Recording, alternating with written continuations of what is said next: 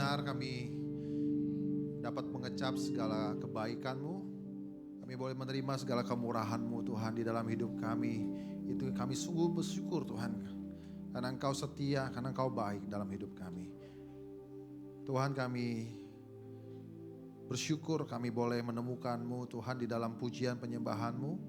Kami boleh Tuhan mempunyai satu momen karena kami bisa dapat berdialog dengan Engkau Tuhan lewat pujian dan penyembahan kami. Dan kami juga mau Tuhan lewat firman-Mu ini Tuhan, berkata-katalah kepada kami. Biar rohani kami Tuhan terus disegarkan. Biarlah Tuhan kami boleh menangkap isi hati-Mu. Terima kasih Tuhan, saatnya kami mau duduk diam. Roh Kudus kuasai pikiran kami, hati kami. Di dalam nama Tuhan Yesus kami berdoa. Haleluya. Amin. Ya, shalom. Sungguh luar biasa ya, kita memuji Tuhan, masuk dalam hadirat Tuhan, ya nggak ada capeknya. Ternyata sudah 11.40, ya terus mengalir pujian menyembah Tuhan. Haleluya.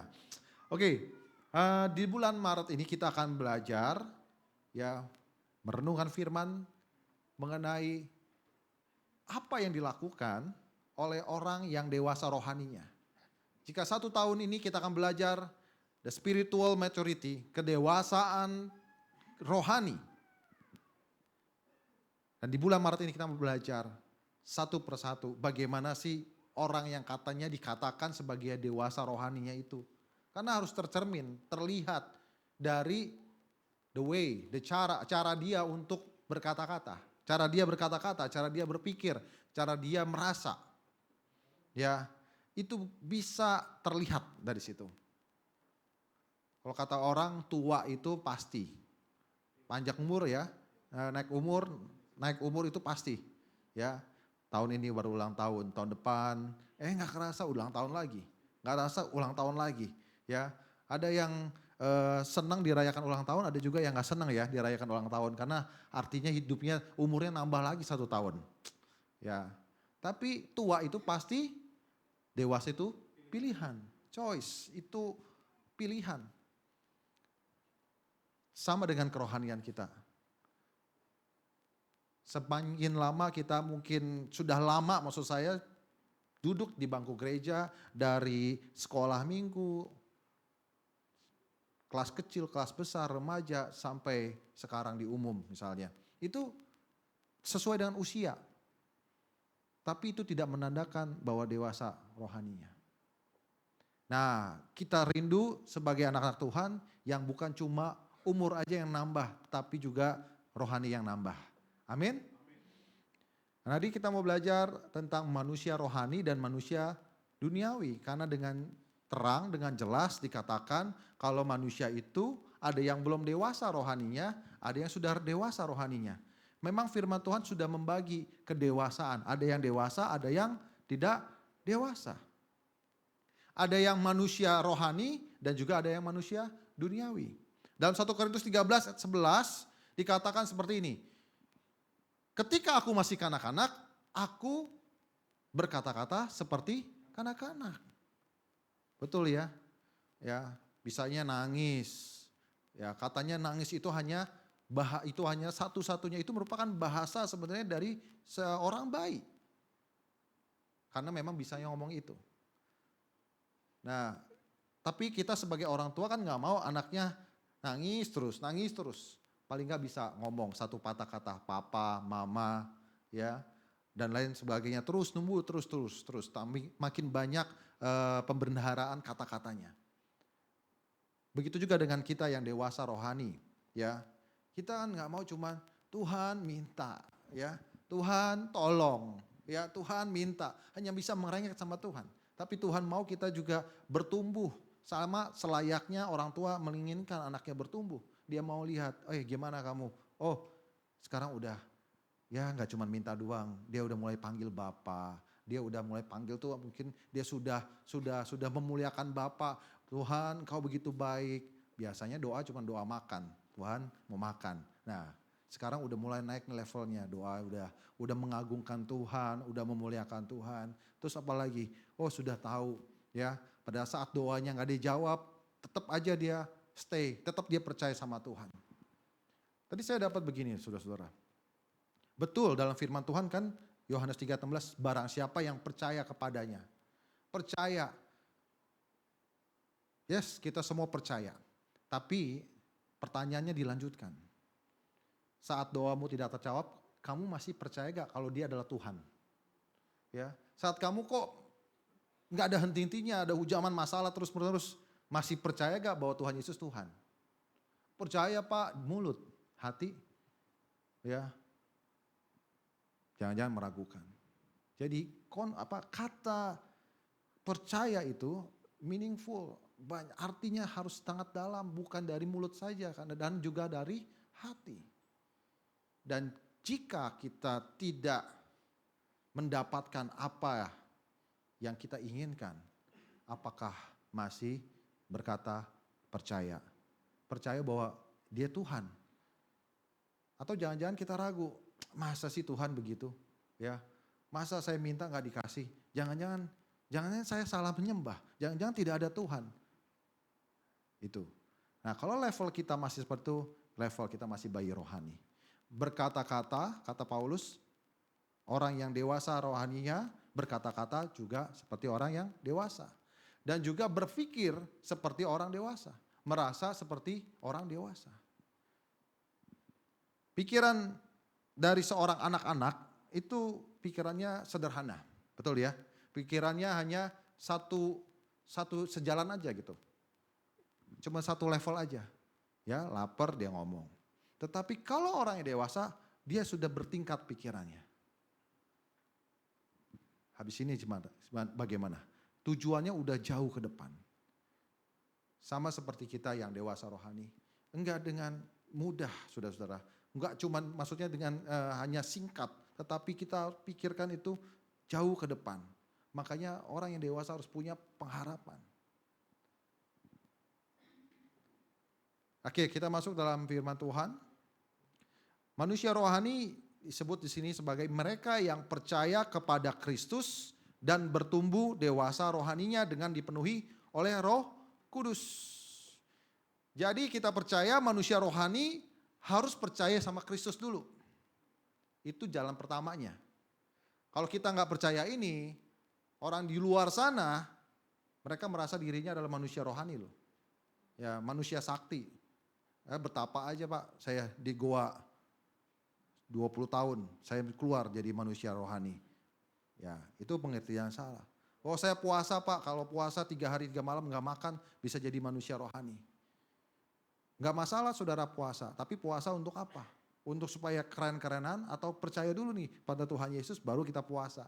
Nah banyak di luar sana mereka puasa untuk mendapatkan ilmu. Ya, yang tidak percaya Tuhan Yesus. Untuk mendapatkan ilmu.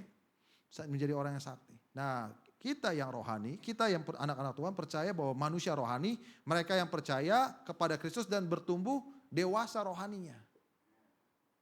Enggak bantet kayak adonan kurang telur, saudara-saudara.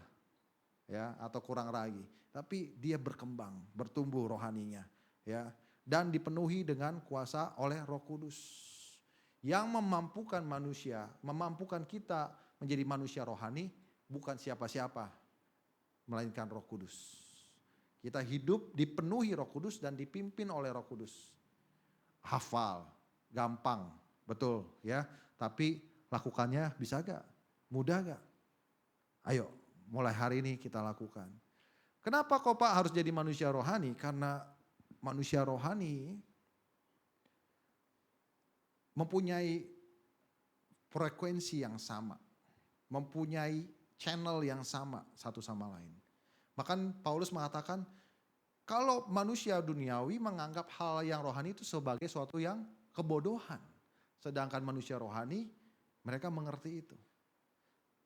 Karena kamu ini bukan berasal dari dunia, roh dunia, melainkan berasal dari roh Allah. Jadi spirit kita harus sama nih. Kalau spiritnya sama, kalau ngomong sama orang, ngomong sama pasangan kita punya spiritnya sama, udah enak saudara-saudara. Tapi kalau ini kok gak ngerti-ngerti ya. Kenapa ya kok maksud saya dalam hati saya seperti ini. Tapi kok dia nangkapnya berbeda. Karena spiritnya, rohnya berbeda. Kalau kita punya, gini saudara-saudara, kalau sebuah dataran, ya sebuah taman gitu, kalau ada yang lebih tinggi sama lebih rendah, itu akan susah kita jalan. Tetapi kalau punya landasannya itu rata, jadi sama semuanya. Jadi gampang untuk bicaranya. Kita harus punya level rohani yang sama, terutama dengan orang-orang yang terdekat kita. Makanya ayo stop untuk judging, stop untuk merendahkan, tetapi kita angkat mereka ini yang sedang lemah rohaninya supaya levelnya sama dan jadi gampang kita melangkah. Wah ini istri saya dikasih tahu nggak bisa-bisa nih, ya ini pacar saya dikasih tahu nggak bisa-bisa. Bukannya kita marahin, tetapi ayo bangun. Mau kan punya bahasa yang sama sehingga mudah, frekuensi yang sama sehingga mudah, ya ayo sama-sama kita jadi manusia rohani. Amin. Mari kita baca ayat ini bersama-sama, diambil dari 1 Korintus 3 ayat 1 sampai yang ketiga. Ya. 1, 2, 3. Dan aku saudara-saudara pada waktu itu tidak dapat berbicara dengan kamu seperti dengan manusia rohani, tetapi hanya dengan manusia duniawi yang belum dewasa dalam Kristus. Susulah yang kuberikan kepadamu bukanlah makanan keras, sebab kamu belum dapat menerimanya. Dan sekarang pun kamu belum dapat menerimanya, karena kamu masih manusia duniawi. Sebab jika di antara kamu ada iri hati dan perselisihan, bukankah hal itu menunjukkan bahwa kamu manusia duniawi dan bahwa kamu hidup secara manusiawi? Seorang berkata, aku dari golongan Paulus, dan yang lain berkata, aku dari golongan Apolos. Bukankah hal itu menunjukkan bahwa kamu manusia duniawi yang bukan rohani? Ceritanya ini di Korintus, jemaat Korintus. Yang namanya jemaat, apalagi jemaat yang besar, jemaat yang dikatakan penuh karunia, berarti sudah percaya Tuhan Yesus. Tapi dengan jelas Paulus mengatakan kamu bukan manusia rohani, kamu belum dewasa, kamu belum siap menerimanya. Sampai sekarang pun kamu belum bisa menerima makanan yang keras. Berarti di jemaat ini ada yang belum bisa menerima, ada yang bisa menerima. Ya. Jadi arti manusia rohani dan dunia bukan berarti gini loh, manusia duniawi orang yang belum percaya Tuhan Yesus. Tok, titik, enggak. Tapi mereka yang belum percaya Tuhan Yesus, maksudnya manusia rohani adalah mereka yang sudah percaya Tuhan Yesus dan sudah terus dewasa. Ya. Dan aku saudara-saudara pada waktu itu tidak dapat berbicara dengan kamu sama seperti dengan manusia rohani. Apa itu maksudnya? Paulus lagi menasehati jemaat Korintus, tapi jemaat Korintus namanya jemaat yang yang besar, ya mereka dikatakan juga yang penuh dengan yang kaya, ya penuh dengan karunia. Mereka tidak jadi bebal, tidak mau diingatkan. Ya, Paulus kasih tahu, kamu hanya manusia duniawi, bukan manusia rohani yang belum dewasa, manusia yang belum dewasa. Nah, ada satu pernyataan dari seorang yang bernama Anthony Coniaris. Dia katakan begini, disimpulkan. To be mature in Christ, menjadi dewasa di dalam Kristus atau menjadi manusia rohani, artinya to put away childish thing, untuk artinya menyingkirkan hal-hal yang kekanak-kanakan. Bukan di dalam hubungan aja kita bisa menjadi kekanakan, tetapi dalam hal rohani kita bisa menjadi kekanak-kanakan. Ya, childish thing, ya kekanak-kanakan, merengek, minta sesuatu nggak dikasih, marah, ya jungkir balik, ya masih kalau saya lihat tuh kadang-kadang di mall ya anaknya kalau lagi tantrum, ya bisa guling-guling itu saudara-saudara. Ya kalau nggak dapat hadiah, ya itu childish, kekanak-kanakan, nggak dapat, marah-marah, ya segala macam. Padahal menjadi orang yang rohaninya bertumbuh, kita harus menjadi seorang yang stay. Ya, bukannya kita tidak meresponi situasi, tetapi kita tanggap, kita tahu bagaimana harus bersikap. Amin. Kedua, orang yang self-center. Hanya dirinya, dan dirinya. Nggak ada bagian orang lain. 1% nggak ada, cuma dirinya. Orang lain hanya sebagai alat. Ini dalam kehidupan sehari-hari. Ya, terrefleks ketidakdewasaan rohani terlihat dari cara kita memperlakukan orang lain. Ya. Kok bisa, Pak? Tubuh, kita punya tubuh, jiwa dan roh. Benar ya? Tubuh, jiwa dan roh. Roh. Maksud saya jiwa itu mempengaruhi. Roh mempengaruhi jiwa, jiwa tidak bisa mempengaruhi roh. Ya. Tapi roh bisa mempengaruhi jiwa. Kalau roh kita lagi tidak sehat, ya rohani kita lagi turun, akan pengaruh kepada jiwa kita. Ya, pikiran itu merupakan medan peperangan kita. Dari roh yang tidak sehat itu lalu akhirnya masuk ke dalam pikiran, sehingga pada saat adanya godaan datang, ya, dan masuk ke dalam dari nous, dari pikiran, masuk ke dalam hati atau kardia, lalu terjadilah membuahkan hasil dosa. Nah, dosa dan menghasilkan dialogisme atau perselisihan. Makanya di sini katakan orang yang gak dewasa adalah orang yang suka berselisih. Terjadi iri hati dan perselisihan. Kok bisa iri hati dan perselisihan? Saya menarik agak jauh ya. Bahwa pertama kali Lucifer atau dosa pertama kali adalah dosa iri hati. Bagaimana Kain dan Habil, dia iri hati. Bagaimana Adam atau Hawa, dia iri kepada Tuhan Allah yang katanya bisa melihat segala sesuatu. Ya, pikirannya terbuka. Bagaimana Lucifer iri kepada Allah. Sehingga terjadinya perselisihan. Iri hati dulu, terjadi perselisihan. Membawa sepertiga tentara sorga katanya. Tentara langit. Ya, dalam Wahyu 2. Jadi iri hati, lalu hasilnya adalah perselisihan.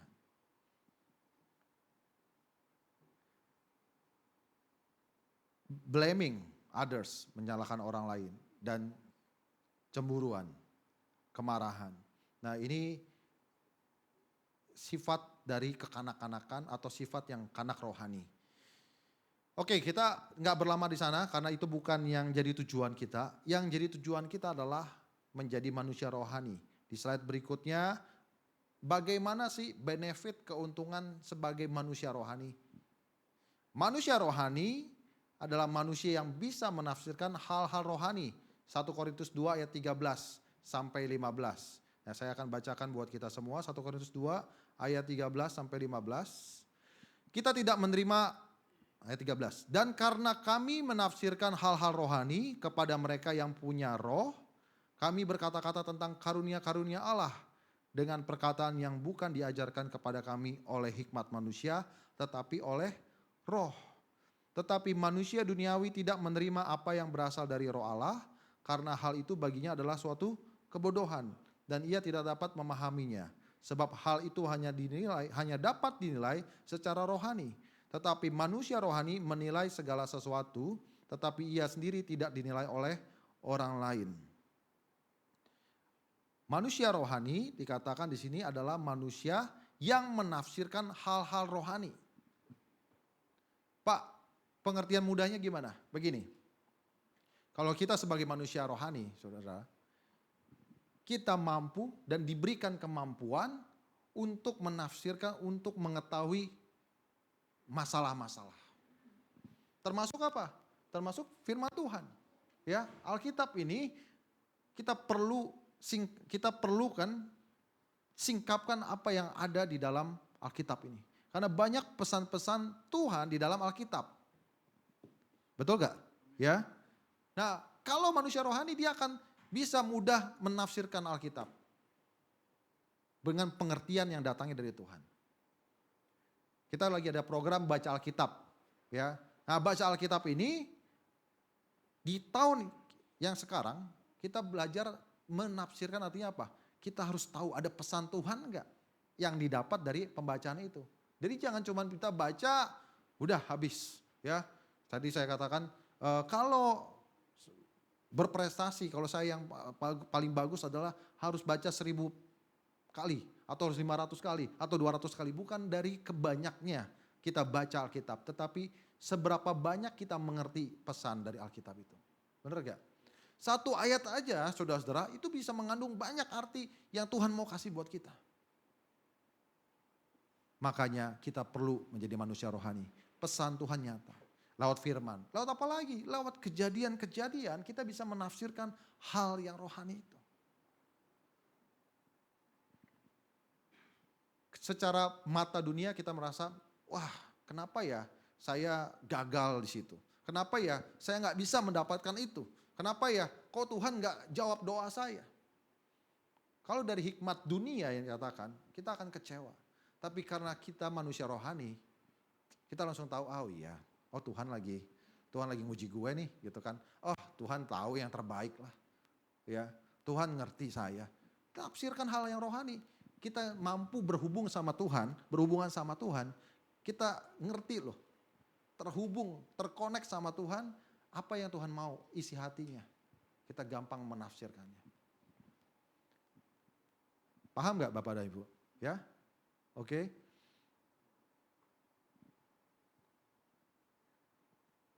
Contoh anak saya, ya. Dia suka makan permen, ya. Anak usia 3 tahun lagi. Anak usia 7 tahun, maksudnya udah 3 minggu sakit, tetapi mau minta permen terus, ya. Kalau saya bisa memberikan permen, ya, tetapi karena saya tahu dia ini lagi sakit. Kalau saya kasih permen tambah sakit, saudara-saudara, ya. Kalau anak-anak dia nggak mau tahu, wah lu jahat pak gitu kan, wah ini papanya nggak kasihan nih, waduh gimana. Itu kalau yang masih anak-anak rohani. Tapi kalau yang sudah dewasa pasti, oh ya tahu, itu untuk kebaikan. Sama halnya dengan kita saudara-saudara, kalau kita nggak diizinkan Tuhan untuk mendapatkan itu, kalau tidak diizinkan Tuhan untuk masuk ke dalam situ, berarti ada hal yang besar yang Tuhan mau berikan pada kita. Yang lebih baik, yang jauh lebih baik. Nah kita yang manusia rohani pasti ngerti, oh iya, saya tahu situasi ini, saya tahu bagaimana harus bersikap. Nah orang yang manusia rohani berkata-kata dengan hikmat roh. Kelihatan dari kata-katanya tadi kan saya bilang. Berkata-kata dengan hikmat roh.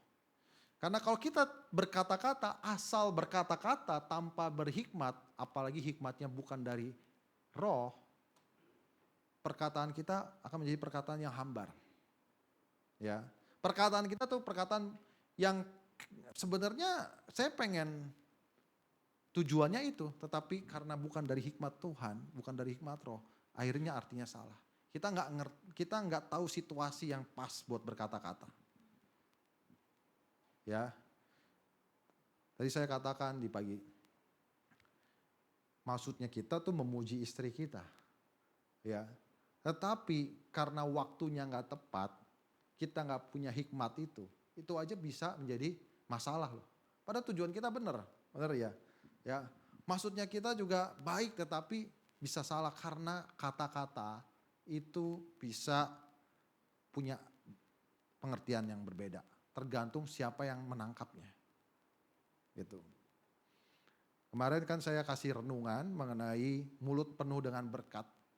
Ya, satu mulut itu bisa mengeluarkan berkat dan satu mulut lagi bisa mengeluarkan kutuk. Tetapi seharusnya katanya sebagai anak Tuhan kita banyak mengeluarkan kata berkat. Itulah gunanya mulut kita diciptakan. Oke. Manusia yang rohani yang ketiga, mereka adalah manusia yang menilai segala sesuatu. Jadi tidak teroboh, tidak terburu-buru, mereka memahami situasi. Oh, dengan situasi ini saya menilai lebih baik akan seperti ini. Ya. Jadi enggak gampang langsung judging, menghakimi, tetapi dia akan menilai segala sesuatu. Cari dulu ya, mana fakta-fakta yang ada. Yes, manusia rohani. Ya. Kita dengar nih misalnya dari tetangga kita. Wah, Bu, itu tadi saya lihat Bapak lagi makan sama cewek lain, Bu, misalnya gitu, ya. Kalau kita masih duniawi, emosi kita yang mengontrol kita. Benar gak? Ya. Kalau manusia rohani dia akan menilai dulu segala sesuatu. Nanti dulu. Benar gak sumbernya? Ya. Ataukah dari ibu-ibu yang bigos gitu kan, ya, yang dia kita tahu, yang gosip maksud saya, yang kita tahu nih nggak bisa dipercaya. Sumbernya kita harus tahu siapa. Lalu kita harus buktikan, kita harus lihat. Lalu atau kita juga bisa menilai dengan cara yang lain, ya. Contoh seperti itu, ya. Jadi jangan gampang menilai, kita harus cari dulu fakta-fakta. Mending kalau menilai, ini belum menilai aja udah langsung berbuat. Kita harus bisa menilai. Keempat, meninggalkan sifat kanak-kanak, childish. Anak-anak tentunya kanak-kanak rohani. Ya. Kelima, manusia rohani adalah manusia yang makan makanan yang keras. Makanan yang keras kelihatannya sepertinya keras buat kita. Tetapi sungguhnya itu makanan yang penuh dengan nutrisi. Maksudnya gimana Pak? Kalau jadi bayi, makanannya apa? Cuman susu doang kan? Ya, susu aja. Kalau kita belajar dulu Mensana Info Mersano itu 5 sehat, 4 sempurna, 5 sehat. Benar enggak? Di dalam tubuh yang sehat terdapat jiwa yang kuat, ya. Lalu ada 5 sehat dan 4 sehat, 5 sempurna. Nah, susu itu hanya dipakai untuk bayi saja. Atau bubur hanya untuk dimakan sama bayi saja. Tetapi kalau makanan yang keras untuk orang dewasa itu kandungannya lengkap. Benar ya, karbohidrat ada, protein ada, dan lain sebagainya. Nah, Tuhan juga mau kita mempunyai tubuh yang sehat, tubuh rohani yang sehat maksud saya, ya manusia rohani yang sehat supaya setiap asupan yang kita makan itu komplit Bapak dan Ibu. Ya. Tuhan tahu yang terbaik ya bagi anak-anaknya. Makanan ini wah gak cocok buat dia. Makanan ini sudah saatnya ya. Untuk perkembangan tubuhnya, perkembangan otaknya, perkembangan ototnya, otot-otot rohani. Ya, sama seperti manusia rohani, Tuhan juga berikan asupan-asupan rohani yang sesuai dengan level kerohanian kita. Ya, singkatnya adalah bahwa kita harus memakan makanan yang keras bukan untuk menyakiti kita, melainkan untuk mengembangkan kita, mengembangkan otot-otot rohani kita. Oke? Nah, next kita bicara tentang manusia duniawi atau kalau dalam bahasa aslinya adalah sucikos. Sucikos yang artinya manusia yang sudah percaya Tuhan tetapi masih menyerahkan kehendak-kehendaknya kepada keinginan-keinginan dunia. Padahal dalam Titus 2 ayat yang 11 mengatakan, engkau yang telah mengenal karunia Allah, seharusnya engkau meninggalkan, ayat yang 12 mengatakan, engkau harusnya meninggalkan kefasikan dan kepentingan duniawi. Nah, manusia dunia itu pentingin duniawi, mementingkan hal-hal yang duniawi. Kita nilai sesuatu lebih banyak condong kepada hal-hal duniawi, bukan hal yang rohani. Belum dewasa dalam Kristus. Jelas dalam ayat 1, dalam 1 Korintus 2 ayat 2 mengatakan manusia duniawi yang belum dewasa di dalam Kristus. Kedua, penuh iri hati dan perselisihan. 1 Korintus 3:3. Karena kamu masih manusia duniawi, sebab jika di antara kamu ada iri hati dan perselisihan. Kalau di ayat ini, terjemahan bahasa Inggrisnya, itu ada 3. Bukan cuma iri hati dan perselisihan, ada envy, strife and division. Lebih jelas lagi. Apa tuh division? Adanya perpecahan.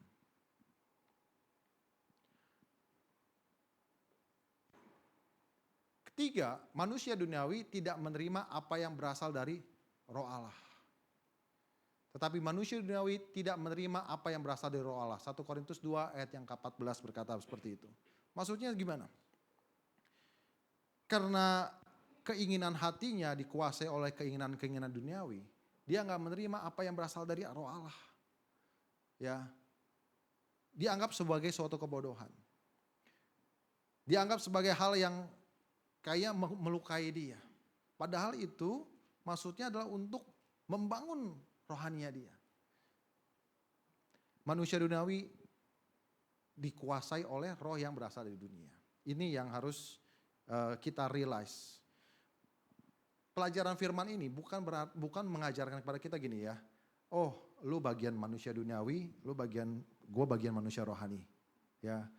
Ini bukan untuk membagi manusia, membagi jemaat. Oh, lu bagian manusia rohani, malah manusia yang rohani dia akan membawa teman-temannya yang tadinya di duniawi untuk mengajak supaya dia menjadi manusia yang rohani. Paham ya? Ya. Ini bukan untuk mengkotak-kotakan.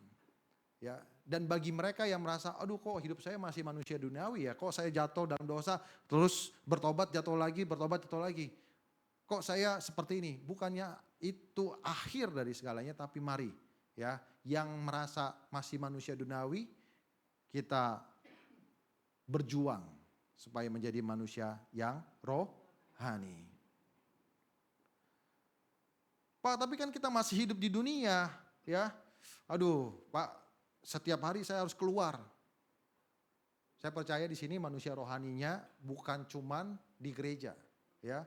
Keluar dari pintu coklat ini tetap masih manusia rohani. Keluar dari gerbang bawah juga masih manusia rohani. Ya, betul, kita masih ada hidup di dunia. Makanya Paulus mengatakan seperti ini. Memang kami masih hidup di dunia dalam 2 Korintus ya 10 mengatakan memang kami masih hidup di dunia. Slide berikutnya. Tetapi kami tidak berjuang secara duniawi. Karena senjata kami dalam perjuangan bukanlah senjata duniawi. Melainkan senjata yang diperlengkapi dengan kuasa Allah yang sanggup untuk meruntuhkan benteng-benteng. Ya, garis bawah di sini adalah senjata duniawi. Karena kita yang rohani, lalu melihat hal-hal yang duniawi ini, merasa kayaknya ada masalah nih, kayaknya kok enggak sesuai, kok jadi berbeda. Lalu kita berjuang melawan hal-hal duniawi itu dengan senjata duniawi. Enggak, bukan dengan cara seperti itu Bapak dan Ibu. Firman Tuhan mengatakan kita berjuang bukan dengan senjata duniawi. Cekcok nih suami dan istri. Wah, ini kayaknya masalah, dia mungkin ada masalah sama saya. Akhirnya kalau manusia yang masih mengandalkan manusia duniawi dengan senjata duniawinya, ya oke lah, nggak pakai piring, pakai sendok, pakai garpu, pakai pisau, tetapi mungkin pakai omongan, ya suara itu pakai senjata duniawi ini, senjata mulut maksud saya. Nah, bukan dengan cara seperti itu, tetapi firman Tuhan katakan apa? Senjata yang diperlengkapi dengan kuasa Allah. Apa itu senjata yang diperlengkapi dengan kuasa Allah? Yaitu doa, pujian, penyembahan dan firman Tuhan. Itu senjata yang kita punya. Masih ingat tembok Yeriko? Tembok yang begitu kuat tetapi bisa runtuh karena dengan kuasa Allah. Mungkin kalau pakai senjata duniawi nggak ada senjata yang bisa menghancurkan tembok itu. Tapi karena senjata dari Allah, kuasa dari Allah, maka bisa runtuhlah tembok itu. Itu baru tembok Yeriko. Bagaimana dengan tembok hati manusia? Ya, yang dibangun sedemikian rupa dengan keangkuhan katanya. Ya, lalu apalagi? Ya, mereka punya siasat-siasat dan membuat kubu-kubu yang dibangun itu pun bagi Tuhan. Kalau kita memiliki senjata yang dikuasai Allah, itu pun bisa roboh, saudara-saudara. Maksudnya gini, kita percaya bahwa ada spiritual, ada roh, ada alam roh, dan alam yang bukan roh.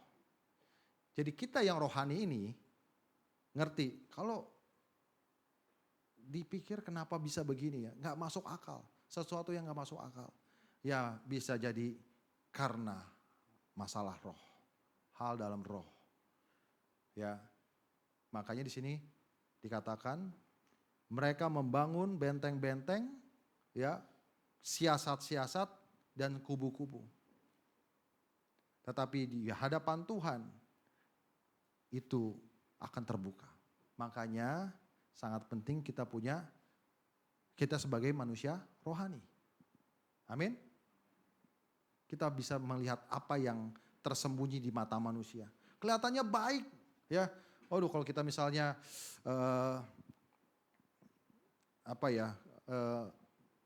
ada satu pekerjaan yang kita nggak bisa dapatkan itu, kelihatannya semuanya baik, semuanya di atas kertas pasti bisa.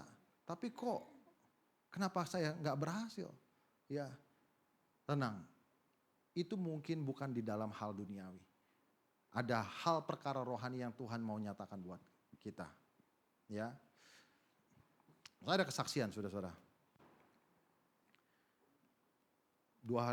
Sekitar seminggu yang lalu ya, kurang salah. Seminggu yang lalu kita punya cabang di Tebing Tinggi. Itu sedang lagi bergumul tentang izin gereja kan, ya. Karena dari GBI-nya juga belum memberikan referensi dari pusat dan kami berkomunikasi terus. Tapi ada satu hari saya teringat di siang jam 2:13 saya chat pendeta di sana namanya Pak Doni Sipayung, saya chat. Pak, apa kabar? Apakah sudah ada kabar dari BPD, itu maksudnya GBI bagian daerah ya, provinsial. Apakah ada kabar gak dari sekretaris sana? Dia bilang shalom, terus habis itu terhenti. 2 menit kemudian baru bales. Ada kabar, barusan saja ditelepon. Gitu. Nah, dan hasilnya adalah kita akan melakukan Zoom dan lain-lain sebagainya. Ceritanya seperti ini berarti.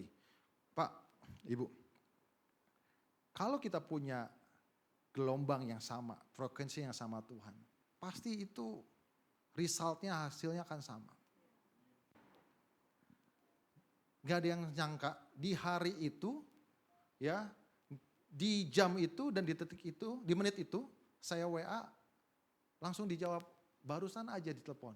Oh, kok pas-pasan, saya gak janjian loh sama sekretaris BPD, saya gak kenal juga kan. Tapi apa yang ditanya ini, dan saya percaya itu pekerjaan roh. Ya itu, ya kalau di mata duniawi sebagai manusia duniawi kayaknya gak mungkin itu kan. Satu hari berapa menit? Satu hari 24 jam dikali berapa menit? Ya 60. Dalam hitungan minggu. Tetapi di hari itu, di menit itu, Tuhan juga langsung jawab, kami dihubungin. Ya, dari situ ya, kita belajar ada perkara-perkara rohani. Kita bukan melihat di dunia ini, bukan hanya melihat apa yang nampak saja. Ada hal yang tidak tampak. Dan itu hanya bisa dilihat dengan mata rohani kita sebagai manusia rohani. Ya, rindu semua untuk menjadi manusia rohani? Amin. Ayo kita berjuang. Kalau kata Paulus bilang kita berjuang. Kita tidak berjuang secara duniawi, tapi kita berjuang untuk menjadi manusia rohani. Terpujilah Tuhan, mari kita berdoa, kita renungkan firman, kita berdoa. Tuhan Yesus, terima kasih Tuhan lewat firman ini. Kami diingatkan kembali Tuhan, bahwa kami mau menuju kepada manusia rohani. Manusia yang dewasa rohaninya. Dengan cara kami berpikir, cara kami berkata-kata, bagaimana kami merasa, Tuhan kuasai hati kami, kuasai pikiran kami. Biar kami taklukkan ini di bawah kuasa Kristus. Biar kami Tuhan berikan ini Kami serahkan Tuhan segala kehendak kami kepada Tuhan.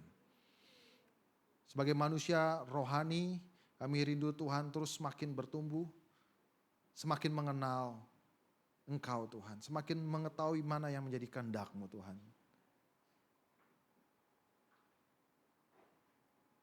Tuhan, kami gak puas dengan kekristenan kami hanya seperti ini. Kami mau lebih lagi dibangun Tuhan. Kami mau makin terhubung dengan Engkau. Sehingga kami mengetahui Tuhan segala rahasia-rahasia yang Tuhan akan singkapkan dalam hidup kami Tuhan. Dan semakin kami hari semakin sadar, semakin hari semakin sadar Tuhan, bahwa perjuangan kami bukanlah hanya perjuangan dengan darah dan daging Tuhan. Tapi ada perjuangan di dalam alam roh. Dan untuk itu Tuhan, kami perlu Engkau bekali kami dengan senjata-senjata roh yang diperlengkapi dengan kuasa Allah Tuhan. Agar kami dapat menilai, agar kami Tuhan dapat menafsirkan, agar kami depan Tuhan dapat berhikmat Tuhan untuk dalam bertindak, dalam berkata-kata. Inilah kami serahkan Tuhan hidup kami Tuhan ke dalam tangan Tuhan. Haleluya. Amin.